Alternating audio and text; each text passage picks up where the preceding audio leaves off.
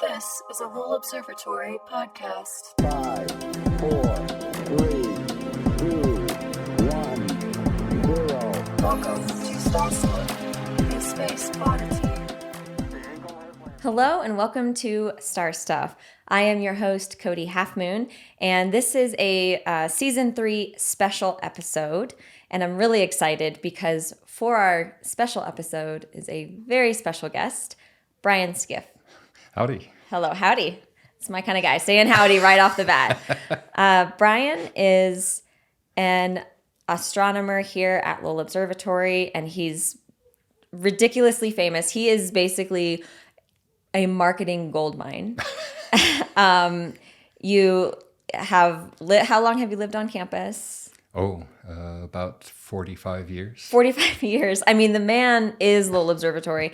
I made a joke earlier before we started recording that most of this podcast is going to be me sitting here listing all of the things that you have discovered. It's absolutely ridiculous. Do you sleep? I used to not sleep. See, I mean, it's crazy. To the point where I pulled up, as a reference, I pulled up Wikipedia. The man has a Wikipedia page. It's really cool. You start typing Brian Skiff, it says American astronomer, you click Wikipedia, and you won't be able to see this from the camera, but the list of just discoveries under the minor planets section is insane, to the point where you have, I don't know if you've seen this, you've broken Wikipedia. The columns won't, like, there are too many things and you can't scroll. And I'll just read you the first sentence here. Brian Skiff is credited with the discovery and co-discovery of 60 minor planets between 1981 and 1997. 60 minor planets. Yeah. I mean, what? And those aren't the only things that you've discovered. Nope, there's more. Yes, but wait, there's more. How many asteroids? Well, the minor planets are asteroids. But, Right, in total. I participated in a big survey that we ran You'll at find Lowell. this a lot. I'm going to cut you off right here. You'll find this a lot. It's so frustrating. They're like, well, I was like a part of a team and we're all team players. How many? It's some tens of thousands. Of? Asteroids. Tens of thousands of asteroids. That is absolutely ridiculous. That is insane. So we did not, I cannot believe, first of all, that you were not in season 1 and season 2 of Star Stuff. And the reason I say I can't believe it is because I've asked you so many times to be on the podcast, and Brian's like, no, it's fine. I'm just going to go discover something. So we finally convinced him, one of my favorite people, very eclectic, really interesting music that we like to share music. Was it like French music? It's really fun. Never had a cell phone. Like, who is this man? Who is he? And usually he stays in the background. Brian's always here. Everyone knows who Brian Skiff is. He's very, very popular, incredible outreach scientist, and not a lot of front row attention. Now, if you looked at the list that I pulled together, or that my team pulls together of media mentions, Brian is in most all of them. The media absolutely loves him, but nevertheless, you stay in the background. Yep. You're just like, no, I'm just going to do my thing. I'm going to go discover another minor planet maybe. Until recently, and this is not the first time that this has happened, but this is the first time that this has happened when I've had a mic. Yeah. And so Brian made international news and a video about one of the minor planets, correct, that Brian discovered, had something to the tune of 15 million views. And that was originally. Now it's probably way more than that. And first, I'm going to let you tell them some of the other cool things that you've been a part of or discovered. So do that first. Tell me all of the cool things about you. Give me your elevator speech. Who is Brian Skiff? So I'm a guy who runs telescopes at the observatory and have been doing it for almost 50 years. And which means that it's not necessarily my own kind of observing necessarily or my own projects, but I have to sort of wrap my mind around them to make them my own.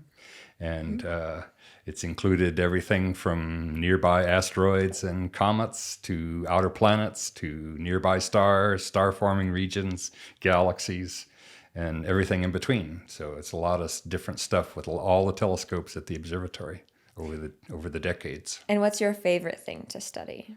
Ooh, I think it's stars. Well, for an astronomer, that's very strange. Yeah.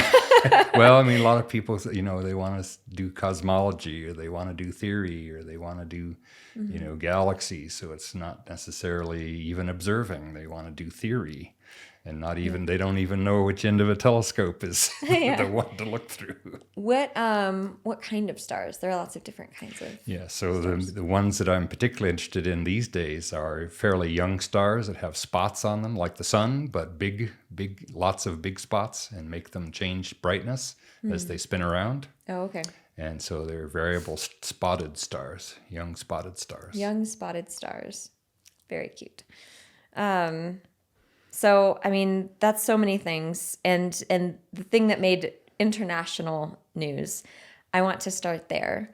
And I don't want to spoil it, but can you tell us the story of how this sort of blew up recently? Yes, at least. What is it and what happened? So it turns out that a long time ago, we discovered an asteroid that is... Brian Skiff discovered. That... You were at the computer. I was give at me the that. telescope, yes. Who looked at it first? So I saw it first. Thank so, you. Yeah. God, it's just like pulling teeth with these astronomers. You discovered it. So it turns out to be an asteroid that is in a very peculiar orbit relative to Venus, and it's called a quasi-moon of Venus. So it's a near-Earth what's called a near-Earth asteroid, but a couple of years after the discovery, it was identified as having this peculiar orbital characteristics, and which I didn't know because it was very much after the fact. And you just discovered it. So how could you? So last summer, the folks at WNYC, the biggest public radio station in the country, got a hold of me they said they had a few questions about this asteroid. And I said, this is one of our discoveries from 25 years ago almost. And so I said, fine. And it turns out that Latif Nasser, he was one of the two main producers of the program, had bought a solar system poster for his young child, I guess son, and it had on this solar system poster there was indicated a moon of Venus. Well, he's enough of a science journalist to know that there's no moon of Venus. And how is it listed on this poster? So it's shown on this poster as Zoozve, Zoozve.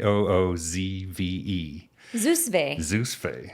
So he knew that there was no moon of Venus. So the first thing he did was he got a hold of somebody at NASA and asked about this to confirm that there was no moon of Venus, but eventually got a hold of the artist who drew.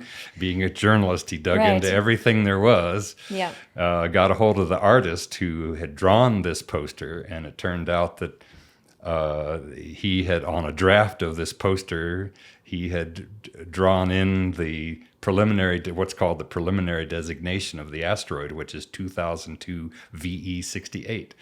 And did you come up with that name? Well, these are preliminary, sort of a serial number that gets assigned to after asteroid you discover discoveries. so many things, you can't name them all. Right. I mean, you're just like, another thing? No, I'm not going to name this one. So the preliminary designations are assigned by what's called the Minor Planet Center, which is in Cambridge, Massachusetts. And it's just a serial number that gets carried along while things are worked on, while the orbit gets determined. So the 2002 became ZOOZ, and then he cut off the numbers at the end, so just the VE was there. And so between his draft and what actually got printed, it became Zousve. Zousve. So Latif is a very enthusiastic and very charming fellow, and basically persuaded us to submit a name for the asteroid now that it is actually numbered. Because you are the one that has to approve and name it. Well, it turns out that for these objects that were discovered in this big survey that we did in the aughts, roughly, where we discovered the tens of thousands of asteroids, those discoveries are not assigned to the observer, but instead to the project. So, but we're still allowed to submit names for numbered asteroids once the orbits are well determined. Mm-hmm. So we did that last fall, and they produced the WNYC produced the radio program for this is for Radiolab. Radiolab, yeah. Well-known sort of science program on the radio. And, I love Radiolab. A lot of people like it because of the sound design is very interesting and a lot of interesting topics. And a couple of weeks ago, this name got approved by an international committee that approves the names for all the asteroids and small bodies in the solar system. Yeah. So the official name is actually Zeusfe now. Zeusfe. So it started out with this, what was a mistake for this unusual asteroid, turns now is officially assigned. And so, and there was a moment where you were unsure about giving it this name because of the naming conventions in our solar system. So, Can you tell us what those conventions are? So at least it's in the early tradition, it was common to assign the names to mythological names, mythological figures. But pretty soon you run out of the mythological names. You know, how far do you dig into the Greek myths or the Roman myths or any other culture? And so that has been relaxed. But for the near-Earth asteroids, they don't want to have, the potential of a near-Earth body actually coming in and hitting the Earth and have it be the asteroid that was named for Ellen DeGeneres or somebody known. Yeah, I see. And so, a popular culture figure. And so the names are more or less required to be a mythological name for the near-Earth asteroids that are potentially hazardous. Wait, so is cute little Zoozve, so we had to... is it potentially hazardous? Yes, it is a potentially hazardous asteroid. So it comes within about 5 million miles, can come within about 5 million miles of Which Earth's in space orbit. is... Yes, tiny. And so, it's a lot farther than, say, the moon, but still can. Thank God. And the orbit is, because of the peculiar orbit, it can change and won't be a quasi-moon of Venus in maybe 10,000 years. It will be back to being an asteroid that can come in and clobber us at some point. What would happen if an object of this size hit Earth? I guess I don't know how big it is. It can't be more than a few kilometers diameter, so that would but if it was even 1 kilometer across, that would throw all the other headlines off the news. Oh, yeah? Yes. What would happen? Well, it most likely would go into the ocean, which would cause tsunami and that sort of thing. Right. And so you wouldn't want to be anywhere near a coast, when that happened. But the odds are very, very, very long, and a lot of zeros in the statistical That's space, odds. though. That's space numbers. Yeah. Luckily, space is big, and the planets, even a planet like Earth, is small by comparison to the volume of Earth. So we do have asteroids that have been seen in the sky a few hours before they came in as a bright meteor. So there was one just a month ago that landed in Germany, outside Berlin, that was discovered just like 3-4 hours before in the sky as an asteroid before it came in, and it was enough in advance that people were out there watching for it. Yeah. And pieces have been actually collected from that asteroid. But it was small. Very small. Started out probably, this big. Right. And but if some crumbs made it to the ground. If it had been larger, we would have seen it more in advance. Yes. Oh, okay. Yeah, So just for the anxiety of our Yeah. listeners. So, the sky's getting looked at every 3 days. This whole entire sky gets looked at by the asteroid surveys that are going on now. For planetary defense. And whatever else is out there. Fantastic. And so hopefully Zoozve will be we'll know happy about around Venus for at least the next few foreseeable future. Yeah, quite a while. And so I know I'd asked you about this earlier, but I think it's really cool. Can you have discovered, again, tens of thousands of things, right? So, but this particular discovery stood out And you remember seeing this and discovering it for the first time. Well, it was interesting that when the folks behind the scenes at WNYC got a hold of me, I had to look up what asteroid was this. Well, it was, one of the a couple hundred near-Earth asteroids that we discovered in that survey that's now over. But I noticed on the discovery announcement, which came out a couple of days later, that I had observed it twice. And the reason for doing that was that it was moving quite fast across the sky. And so to allow other people around the world to follow up that object and get more data to calculate the orbit, it's very useful. Our observations normally would only cover a couple of hours, but I revisited it a couple of hours later, and even that extra couple of hours when something's quite close by allows the motion to be extrapolated. And so folks, by the time the nighttime got around the Earth into Europe, which is where it got observed almost half a day later, for the first, the follow-up half a day later, they didn't have to go hunting for it. Nice. Okay. To begin, as though it were lost. So you kind of did a double take. Yeah. You were like, wait a second. Yeah. So it was moving fast enough that was a danger, and so in sort of doing due diligence in the observing, we better go hit that one again, hit those fields again, and pick it up and get another set of data. So that would help a lot. And where were you? This was out at Anderson Mesa. So you were at Lowell Observatory? At Lowell, at our Anderson Mesa observing station, about 15 miles outside of town, using a small wide field camera that people use for this kind of a survey, just hunting, going fishing for stuff in the sky, whatever is changing. Yeah, and just for context for our listeners and viewers, we have our public and historic campus here in near downtown Flagstaff, with also brand new telescopes and soon the Astronomy Discovery Center and that kind of thing. But we have research facilities off-site. And Anderson Mesa, one of those research facilities, obviously our Lowell Discovery Telescope, separate, and now our J1M. Yeah, that's going to be at Anderson Mesa also. That's going to be at Anderson Mesa. But basically 2 sites that are outside of town, away from the city lights. Right, yes. Which is really, really dark, because Flagstaff is already incredibly dark for a city. So this is even darker, as dark as you can go. True dark skies. Yeah. No lights around, right? Yeah. So you do remember this specific sort of discovery. Have you had any discoveries in the past that have sort of gotten media attention, or was this the first one that's there were a few nice ones that we found. It was a trick question. A few nice ones in our during that survey that ran for 12 years.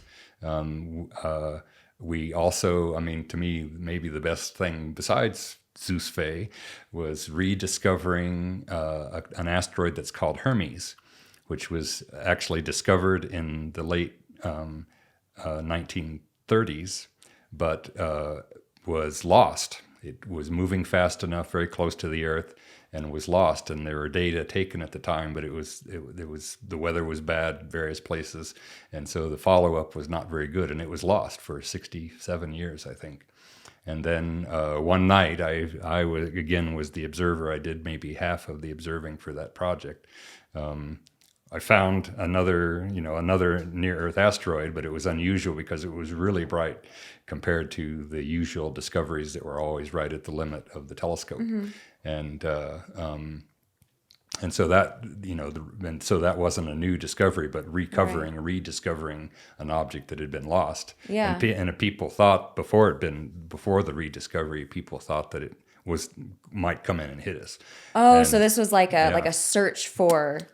People wanted to know where Hermes was because they couldn't see it anymore, and people needed to know where it was. It was and then you found it. And so we found it, yeah. And was it called Hermes originally? Yeah, and so it was unusual that it had this classical mythological name assigned, even with just this very short range of visibility in 1937, and.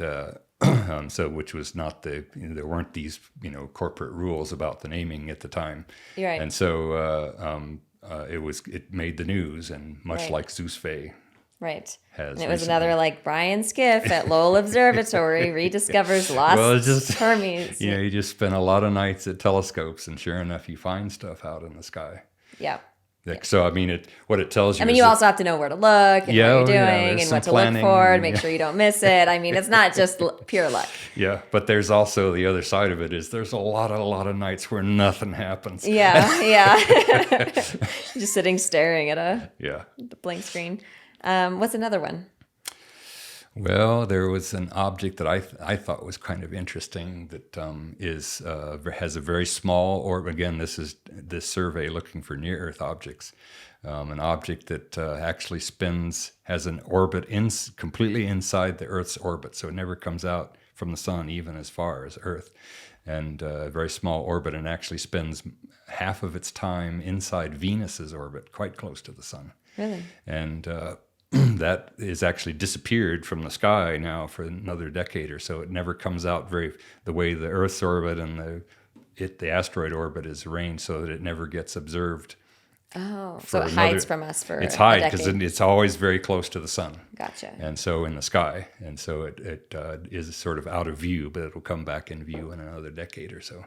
Mm-hmm. But that one was an interesting a case where I actually was looking close to the sun in the sky in the twilight every evening to look specifically for stuff near the sun. Oh, okay. And actually found something one night. Nice. That's like, oh, this is a good one.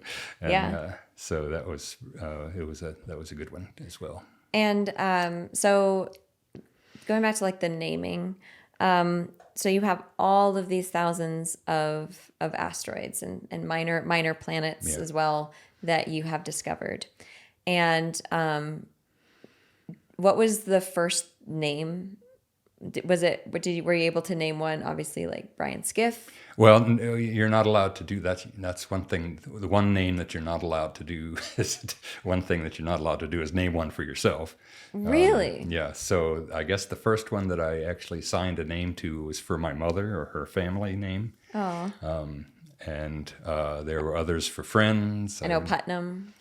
Yeah, we named Who's the ones name of for- our trustee? Trustee. Lowell Putnam. We named a bunch for jazz musicians. We did the Beatle Asteroids, which You did the Beatle Asteroids. Also got some press. Yeah, you named really. So there were that case. This is again 35 years ago. One of the people at the Minor Planet Center, Gareth Williams, his father was a friend of George Harrison's, and and so Ted Bowl, who was the asteroid maestro at the time. That name is familiar to me. Yeah. So he had been naming ones for composers, basically mostly classical composers. And so Gareth suggested that we had 4 numberings of asteroids in a row that were sequential. I guess 2 or 3 of them, I can't remember, 1 and 2, they were split between me and Ted. Mm-hmm. And Gareth suggested, why don't we name them for the Beatles? And basically he would write the citations and we would submit the names as Okay. officially, and then they would get named. And then the Minor Planet Center would issue a press release so that so that the then living Beatles wouldn't know that we were just gold diggers, or something. This was a legitimate thing. So the 4 Beatles, and so we could send this to the living Beatles, and Yoko Ono and Eric Clapton got one at the same time from a discovery or an asteroid that got numbered. You got a note from Well, Lennon, yeah, and so which you can find on our Instagram yeah, from so a few weeks ago. so amongst the things that came out from that was that I got a letter from Ringo thanking me for his asteroid, and which is a very cute letter. He apparently in the early days of the Beatlemania, he was the one that took care of the good fans of the Did Beatles, he? and so he was obviously playing He's still in that wonderful. role. So he's a nice guy, and I He's guess wonderful. And so he's still on the road, of course, with a band. Yeah, He's my favorite. yeah. I mean, he really is. I adore him. So I have a letter that, as Cody says, that we had to dig it out of my archives and get our archivist to scan it and put it in her archives. So we have the letter That's from so Ringo cool. on our website. Yeah, that's amazing. And so did you get Ringo, and what was the other one that you got? I don't remember. Because you kind of all submitted them together. Yeah, they were it was the four numbered together, and I think Yeah.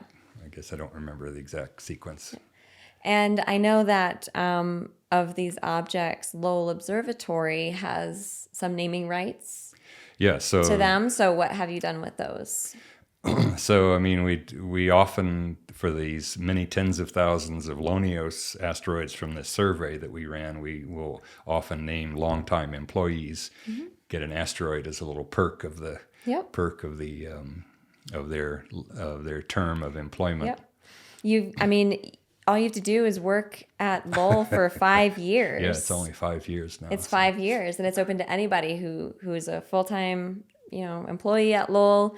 You get an asteroid named after you. Like, talk about job perks. Yeah, an asteroid forever officially named after you. Yeah, it's a nice. Well, even just discovering and getting to name the asteroids is a nice little perk of getting to do this particular kind of thing. So if, I'm like, well, I want one named after my dog, Olive, or I'll just like slip a note under your door and be like, psst. Yeah. And we don't get to choose them. They're just automatically put as our names, as the asteroid name. Yeah. Right. Well, I've got the motion that we are running out of time from our lovely Nate behind the scenes. Is there anything, fun or specific about space? We always like to ask 2 questions. One is like, what's your favorite fun thing about space that people might not know? That's like just kind of like a cool anecdote. Yeah. And then my second question is Pluto a planet?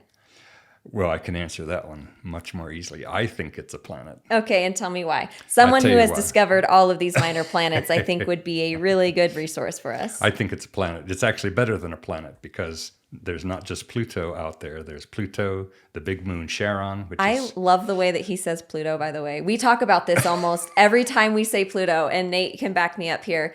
We're like, but say it like Brian Skiff. Oh. No, it's a Pluto. whole Pluto. Pluto. Pluto. I love it. I'm so sorry to interrupt you. I just am like smiling so big right now. Okay, so Pluto and Charon. Yeah, there's the big moon Charon, and it's half the size of Pluto, which people don't realize. And then there's, as a result of the New Horizons spacecraft that went by the Pluto system, we now know that there's also 4 little moons going around the binary, and so it's actually a double planet with 4 moons. So how could it not be a planet? Double planet with 4 moons. So it's not just Pluto. Yep, It's Pluto and Charon as a double planet system. And around those is the 4 little moons. 4 little moons going around. Did you remember the name of the moons going around the Pluto? Names. One of them is Nix. Oh my God, that's awesome. Nix, and I don't remember the names. I don't remember either. I think I've read them before, but they're really, really very small. Yeah, they're very, very small. tiny. Yeah, they're really small. And it has volcanic activity, like all of these things. So IAU, take your hot take with IAU now. What's your...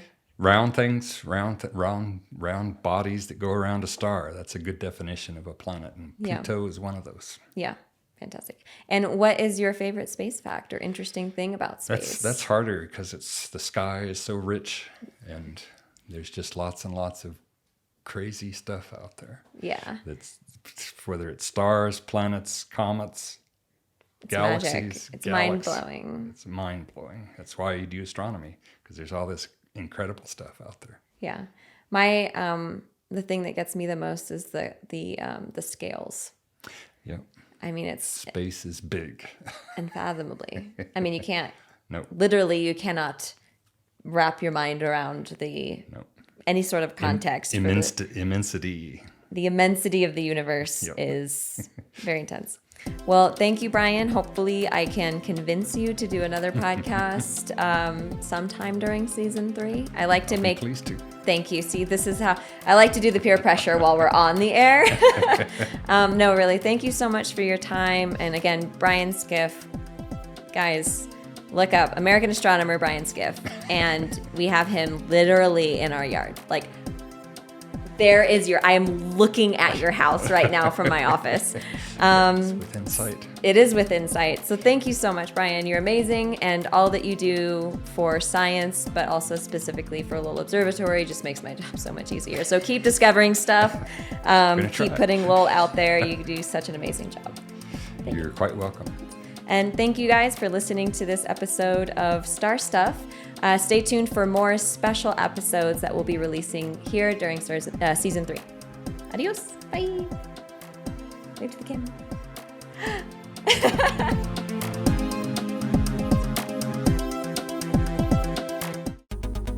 This podcast was made possible by our members and donors. If you enjoyed this episode and want to support our nonprofit in making more digital education like this available, go to lowell.edu/donate. Thanks for listening.